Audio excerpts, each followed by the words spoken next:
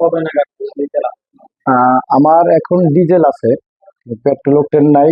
Petrol octane আসবে ঢাকা থেকে হয়তোবা সকালের দিকে, কালকে 8টা বাজে আমরা নিয়মিত চালু করবো। পেট্রোল অকটেন কোয়ান্টিটি 4,500 লিটার আসতেছে পেট্রোল, 4,500 লিটার আসতেছে ডিজেল, 4,500 লিটার আসতেছে অকটেন। হঠাৎ করে চাহিদাটা বাড়ার কারণ একমাত্র, যেমন কিছু কিছু লোক আছে 2বার 3বার করে তেল নিচ্ছে। এই লোকগুলো তো আমাদের এই দেশেরই, ভারত থেকে তো আসছে না, বাংলাদেশি। দেখেন আমার যেমন কালকে 4,500 লিটার অকটেন আসবে, পেট্রোল আসবে, সামনে কি অবস্থা দেখেন, প্রচুর পরিমাণ গাড়ি। এখন যদি নামে তো মনে হয় না সম্ভবত 3 ঘন্টার ভিতরে শেষ হয়ে যাবে, এমন একটা অবস্থা। তো যাই হোক, প্রশাসনের সহযোগিতায় ওনাদের সাথে কথা বলছি, শেষ রাতের দিকে আসবে।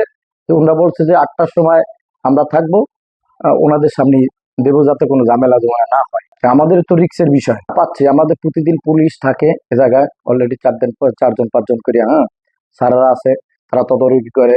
এনএসআই পরে সিআইডি থেকে প্রতিদিন টিউন অফিস থেকে আপডেট নেয়। আমরা তো ভাড়ায় চালিত গাড়ি, মোটরসাইকেল চালাই, ভাড়া ভাড়া চালাই, আমরা পরিবার চালাই। তো এখন তো আমরা তেলের সংকটে ভাড়া মারতে পারতেছি না। তো আমাদের বউ বাচ্চা নিয়ে চলতে খুব কষ্ট হচ্ছে। তো সরকার যদি এগুলো দেখছে একটু, অবশ্যই আমাদের জন্য খুব ভালো হতো।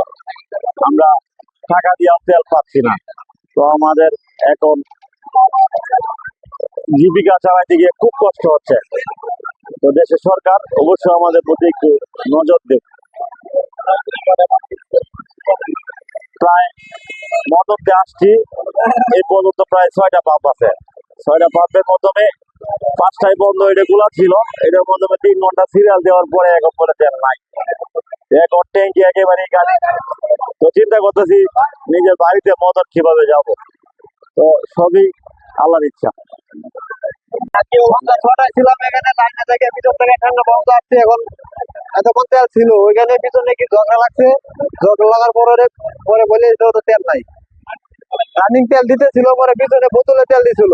ওই বোতলে তেল দেওয়ার পরে পিছনে নিয়ে কি কারণে ওদের ঝগড়া লাগছে, পরে মেশিন বন্ধ করে চলে গেছে। আধা ঘন্টা পরে এসে বলতেছে তেল নাই। আমাদের তো অনেক সমস্যা, আমরা চাকরি করি, এখন কোথাও যাইতে পারতেছি না, বাংলা যাইতে পারতেছি না, বাংলা থেকে অফিসে আসতে পারি না, টাইম টু টাইম অফিসে আসতে পারতেছি না। যে জায়গায় অফিসে আসতে প্রতিদিনই লেট হচ্ছে, যাওয়ার সময় অনেক রাত হচ্ছে যাওয়ার জন্য। আজকে আসছিলাম আশা করে 2 লিটার তেল দিতেছে, আইসা পরে তেল পাই নাই, হয়তো আমার ঠেলে নিয়ে যাচ্ছে। সাইড আছে, অনেক জায়গায় দৌড়াদৌড়ি করুন লাগে, কিন্তু আমি আজকে সকাল থেকে এখন পর্যন্ত 5টা পাম্প বুঝছি, কিন্তু তেল সংগ্রহ করতেছে। এখন কি অবস্থায় আপনারা? এখন অবস্থা তো গাড়ি এখন আর চলানোর মতন সুবিধা হইতো না।